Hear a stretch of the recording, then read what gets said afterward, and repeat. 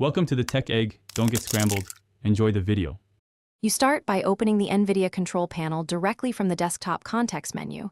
This is the fail-safe path. Right-click your desktop and click Nvidia Control Panel. Once done, make sure the app actually launches and shows the sidebar. If it does not, check Device Manager to confirm the Nvidia driver is present and running. If the control panel is not listed in the desktop menu, use the Start menu search next and proceed when you see the app icon.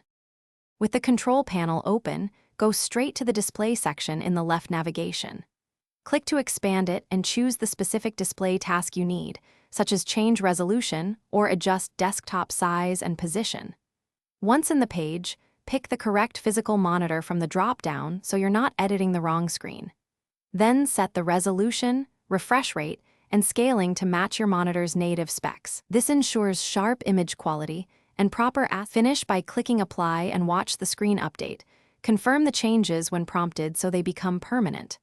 After applying, verify with full screen content or a settings test to ensure the refresh rate and scaling behave as expected.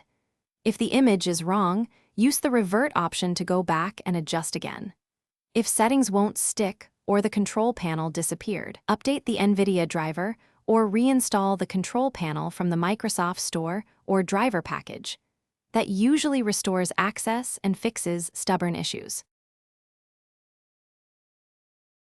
Thanks for watching. Consider subscribing if I helped unscramble your problems.